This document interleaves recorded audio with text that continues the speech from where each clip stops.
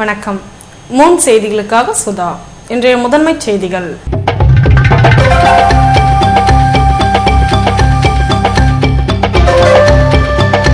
சட்டமன்ற தேர்தல் தோல்வியால் காரசார மோதல். காங்கிரஸ் நிர்வாகிகள் கூட்டத்தில் சேர்களை வீசி ரகளை. சட்டை கிழிப்பில் ஈடுபட்டதால் பரபரப்பு.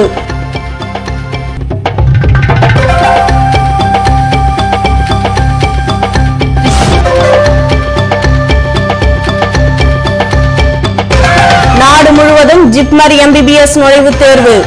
புதுவையில் 31 இடங்களுக்கு விண்ணப்பித்திருந்த 5473 பேரில் 4393 பேர் தேர்வெழுதினர். சமச்சீர் கல்வி பாடத்திட்டத்தை தடை செய்து நவீன மனு தர்மத்தை புகட்ட தமிழக அரசு திட்டம். விடுதலை சிறுத்தைகள் கட்சி தலைவர் குற்றச்சாட்டு. இனி விரிவான செய்திகள். புதுவையில் நடைபெற்ற காங்கிரஸ் நிர்வாகிகள் கூட்டத்தில் சட்டமன்ற தேர்தல் தோல்வி குறித்து விவாதித்த போது ஏற்பட்ட மோதலில் சேர்களை வீசியும் சட்டைகளை கிழித்தும் ரகளையில் ஈடுபட்டதால் பரபரப்பு ஏற்பட்டது. புதுவை மறைமலை அடிகள் சாலையில் உள்ள கிரீன் பேலஸ் ஓட்டலில் மாநில காங்கிரஸ் நிர்வாகிகள் கூட்டம் ஞாயிற்றுக்கிழமை நடைபெற்றது. கூட்டத்தில் கட்சியின் மேலிட பார்வையாளர் கிருஷ்ணமூர்த்தி முன்னிலையில் நிர்வாகிகளை பேச வரும்படி அழைப்பு விடுக்கப்பட்டது. அப்போது அங்கிருந்த சிலர் தேர்தல் தோல்விக்கு காரணம் அமைச்சர்கள், தலைவர்கள் என்பதால் அவர்கள் வந்த பிறகு கூட்டத்தை நடத்தலாம் என்றனர். இதற்கு சில எதிர்ப்பு தெரிவிக்க இரு தரப்பினரிடையே தள்ளுமுள்ளு ஏற்பட்டதுடன் சேர்களை வீசியும் சட்டைகளை கிழித்தும் ரகளையில் ஈடுபட்டனர். இதனால் 10 நிமிடங்கள் ஒத்திவைக்கப்பட்ட கூட்டம் மத்திய அமைச்சர் நாராயணசாமி, முன்னாள் முதல்வர் வைத்திலிங்கம் வந்த பின்னர் துவங்கியது. அப்போது பேசிய கட்சியின் நிர்வாகிகள் தேர்தல் தோல்வி குறித்து பேசிய பேச்சினால் மீண்டும் கூச்சல் குழப்பம் நிலவியது. நிலைமை மோசமானதை கண்ட மேலிட பார்வையாளர் கிருஷ்ணமூர்த்தி கூட்டத்தை முடித்துக் கொள்வதாகவும் கருத்து கூற விரும்புபவர்கள் கட்சியின் அலுவலகம் வரலாம் என்றார். கூட்டத்தில் கலந்து கொண்டவருக்கு ஓட்டலில் பிரியாணி விருந்து ஏற்பாடு செய்திருந்ததால் கூச்சல் குழப்பம், நாற்காலி வீச்சு போன்றவை நடைபெற்றதை பற்றி கவலைப்படாமல் நிர்வாகிகள் பலர் விருந்தில் பங்கேற்று மகிழ்ந்தனர்.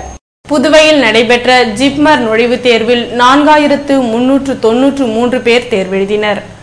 நாடு முழுவதும் நடைபெற்ற தேர்வில் 72% பேர் பங்கேற்றது தெரியவந்துள்ளது. புதுவை ஜிப்மர் மருத்துவக் கல்லூரியில் சேர்வதற்கான 2011-2012 ஆண்டுக்குரிய MBBS நுழைவுத் தேர்வு சென்னை, பெங்களூர், டில்லி, கொல்கத்தா, போபால், சண்டிகர் உள்ளிட்ட 11 மையங்களில் ஞாயிற்றுக்கிழமை நடைபெற்றது.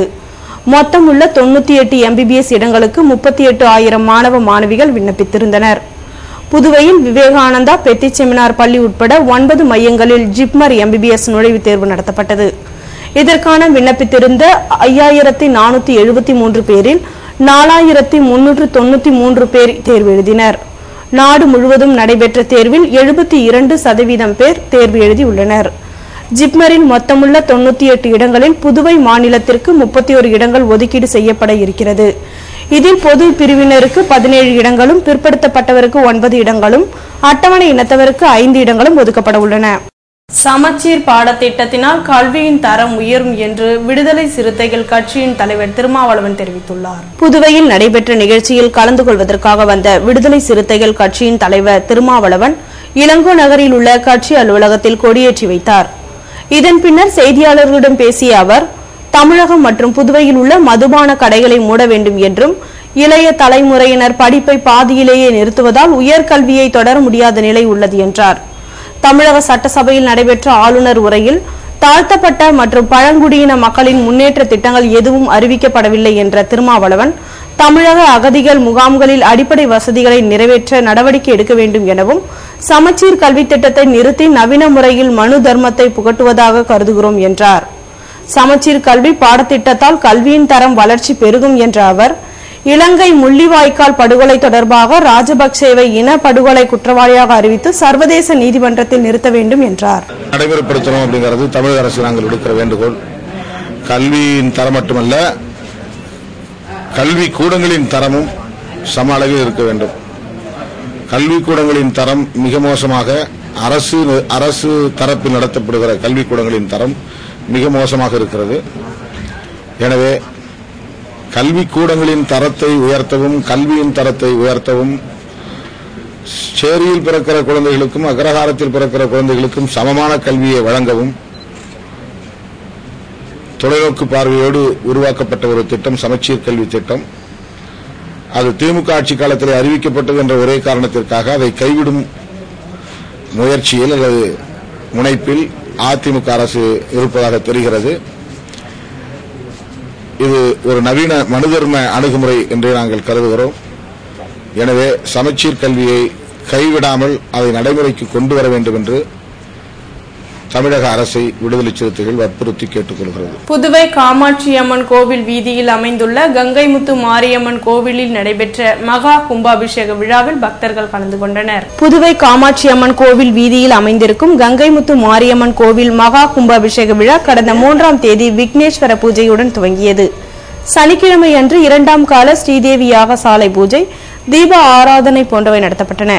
இதன் தொடர்ச்சியாக ஞாயிற்றுக்கிழமை நடைபெற்ற கும்பாபிஷேக விழாவில் சட்டமன்ற உறுப்பினர் லட்சுமி நாராயணன் உட்பட புதுவையின் பல்வேறு பகுதிகளில் இருந்து பக்தர்கள் கலந்து கொண்டு தங்கள் வேண்டுதல்கள் நிறைவேற வேண்டிக் கொண்டனர். இதற்கான ஏற்பாடுகளை கோவில் விழா குழுவினர் செய்திருந்தனர். கூட்டுறவு இயக்கத்தை காப்பாற்ற வலியுறுத்தி கூட்டுறவு ஊழியர் சங்க சம்மேளனம் சார்பில் நடைபெற்ற கருத்தரங்கில் பலர் பங்கேற்றனர். கூட்டுறவு இயக்கத்தை காப்பாற்றிட வேண்டும், கூட்டுறவு ஊழியரின் பணி நிலைகள் மேம்பட வேண்டும் என்ற கோரிக்கையை வலியுறுத்தி புதுவை கூட்டுறவு சங்க ஊழியர் சங்க சம்மேளன சார்பில் கருத்தரங்கம் ரோஸ்மா திருமண நிலையத்தில் ஞாயிற்றுக்கிழமை நடைபெற்றது. சம்மேளன தலைவர் சீதாராமன் தலைமை தாங்க அமைப்பு செயலாளர் புருஷோத்தமன் வரவேற்புரையாற்றினார். அரசு ஊழியர் சம்மேளன தலைவர் அனந்தராசன் துவக்க உரையாற்ற, கௌரவ தலைவர் பாலமோகனன், பொதுச் செயலாளர் புகழேந்தி ஆகியோர் வாழ்த்துரை வழங்க, தமிழ்நாடு கூட்டுறவு தொழிலாளர்கள் சம்மேளன பொதுச் செயலாளர் கிருஷ்ணமூர்த்தி ஆகியோர் சிறப்புரையாற்றினர். கருத்தரங்கில் கூட்டுறவு ஊழியர்களின் கோரிக்கைகள் தொடர்பான தீர்மானங்கள் நிறைவேற்றப்பட்டன.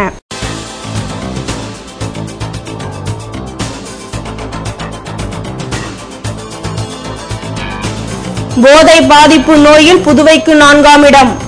அரசு மருத்துவமனையில் நடந்த கருத்தரங்கில் டாக்டர் ஆனந்த் லிங்கேஸ்வரன் பரபரப்பு தகவல்.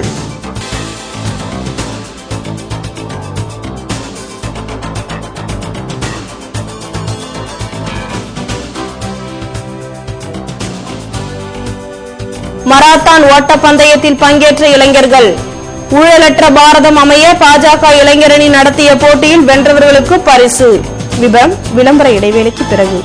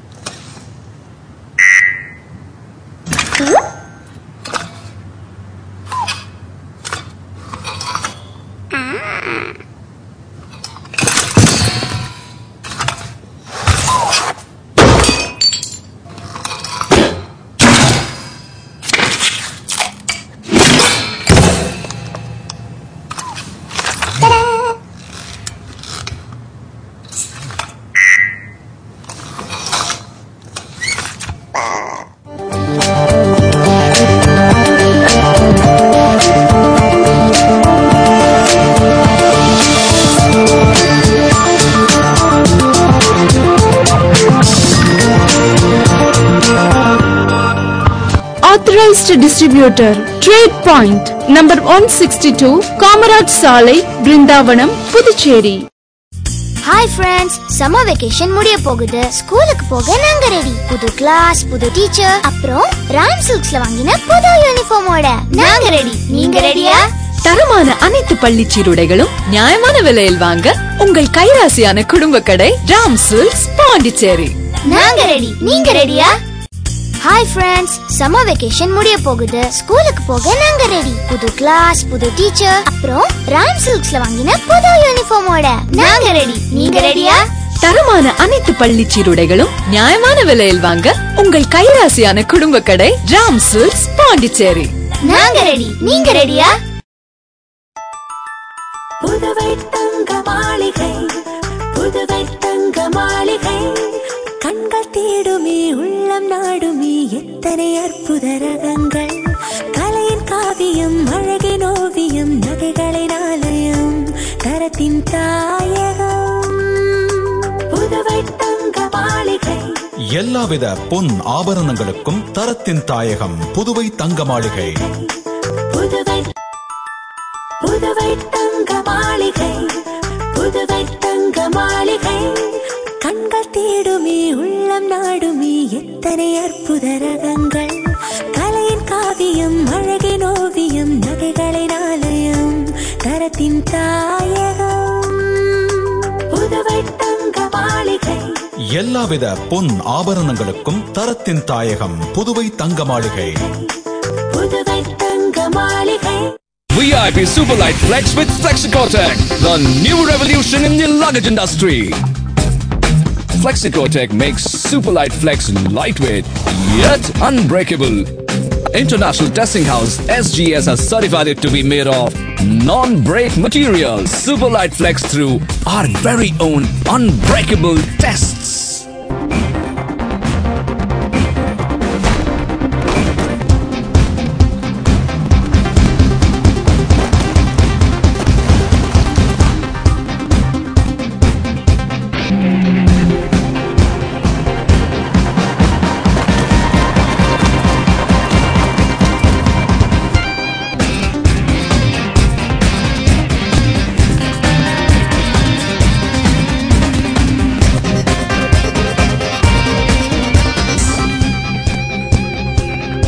VIP Superlight Flex with Flexicotec, the new revolution in the luggage industry. VIP exclusive showroom 145 Mission Street. Phone 222921.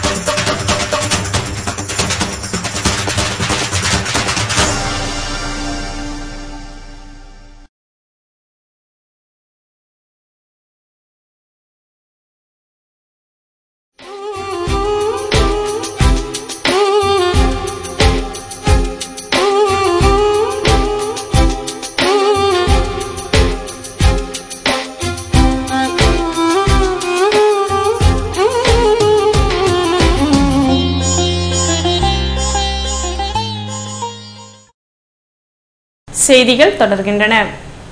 புதுவையில் நடைபெற்ற மாணவர்களுக்கான கருத்தரங்கில் தலித் வரலாற்றின் இன்றைய நிலை குறித்து விளக்கம் அளிக்கப்பட்டது. அம்பேத்கர் இன்டர்நேஷனல் மிஷனின் புதுவை கிளை சார்பில் தலித் மாணவர்களுக்கான கருத்தரங்கம் மற்றும் பயிலரங்க வகுப்பு போன்றவை உப்பளம் சேவியர் மீட்பு இல்லத்தில் ஞாயிற்றுக்கிழமை நடைபெற்றது.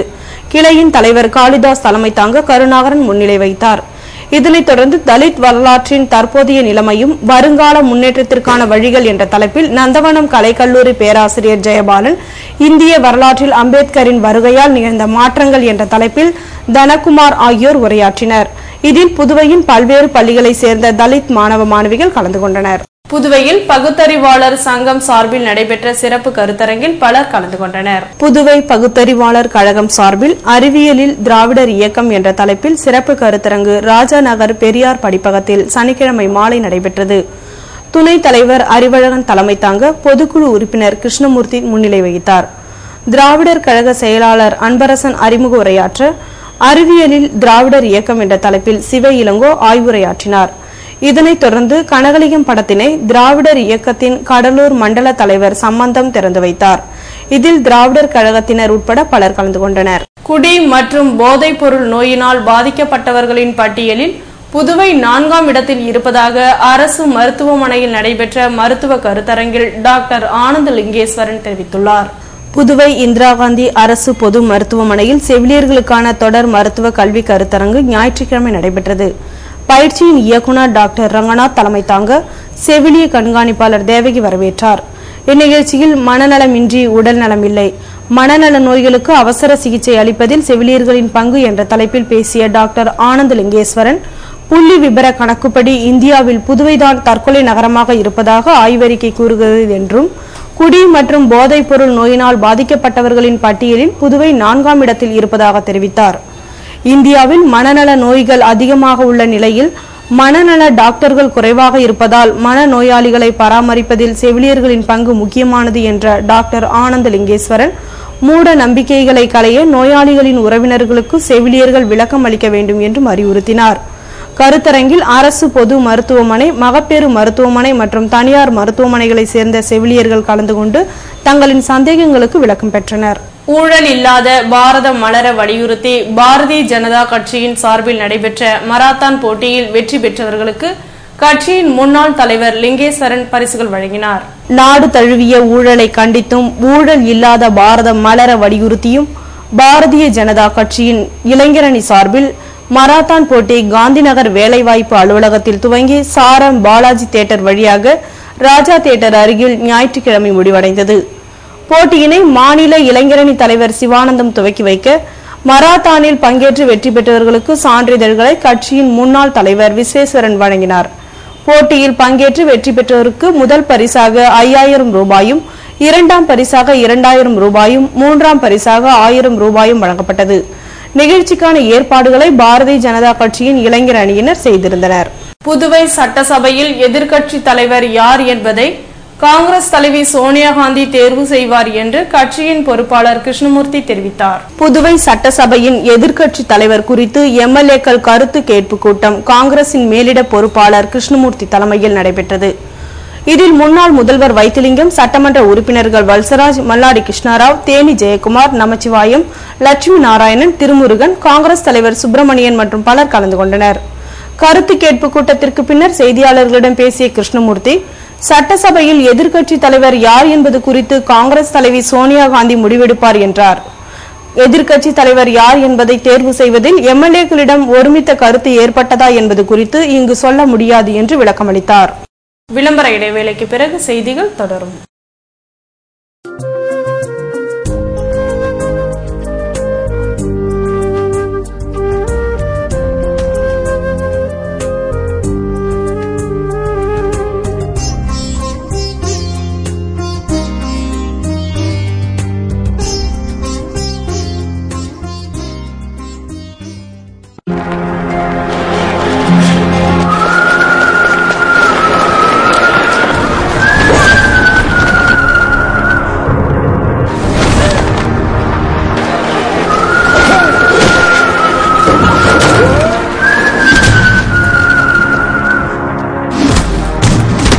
Technology can hold you back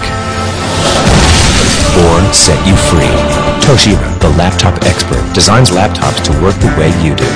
Authorized distributor, Trade Point, number 162, Kamaraj Salai, Brindavanam, Puducherry.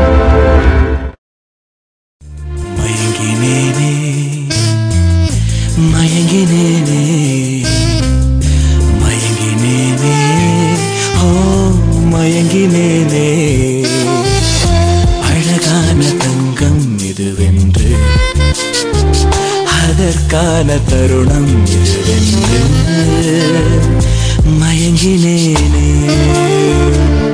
Ram தங்க நகை மாளிகை, புதுச்சேரி.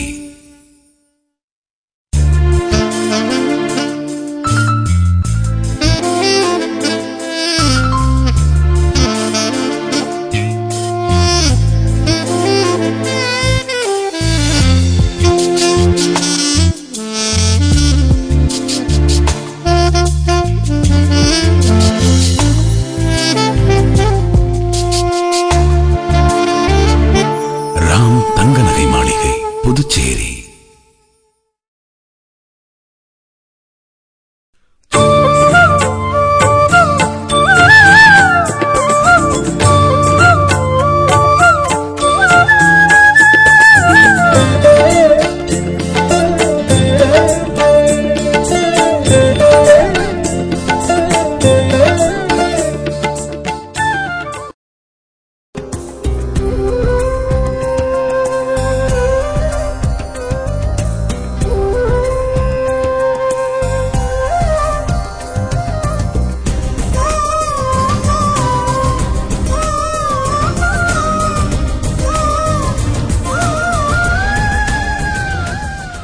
செய்திகள் தொடர்கின்றன.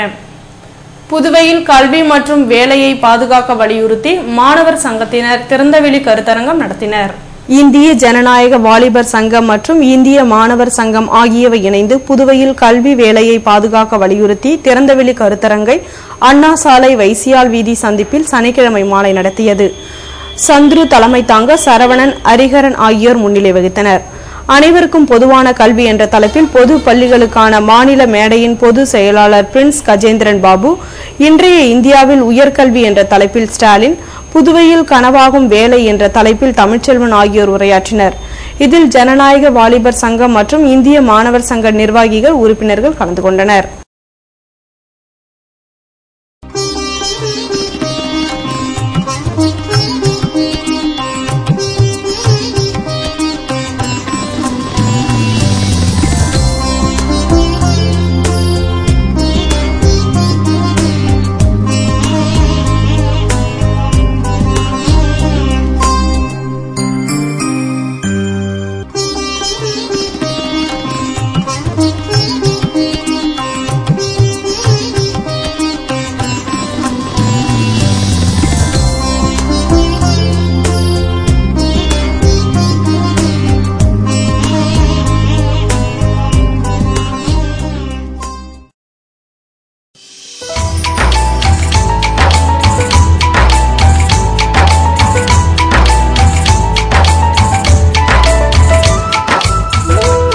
புதுவையில் இன்றைய வெப்பநிலை அதிகபட்சமாக 96 டிகிரி பாரன்ஹீட்டாக பதிவானது.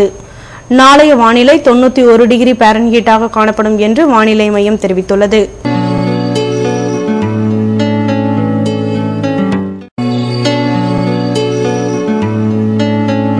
புதுவை கடற்கரையிலிருந்து சுமார் 50 கிலோமீட்டர் தூரம் வரை இன்று 5 அடியாக காணப்பட்ட கடல் அலை உயரம் நாளையும் 5 அடியாகவே காணப்படும் என்றும், தென்மேற்கு திசையிலிருந்து 28 கிலோமீட்டர் வேகத்திற்கு காற்று வீசும் என்று சென்னை வானிலை மையம் தெரிவித்துள்ளது.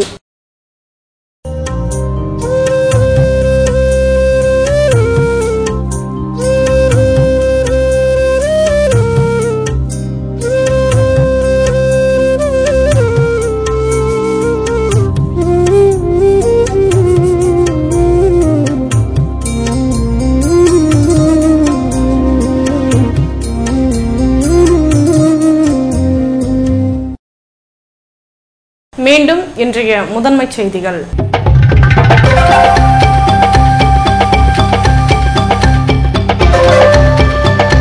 சட்டமன்ற தேர்தல் தோல்வியால் காரசார மோதல். காங்கிரஸ் நிர்வாகிகள் கூட்டத்தில் சேர்களை வீசி ரகளை. சட்டை கிழிப்பில் ஈடுபட்டதால் பரபரப்பு.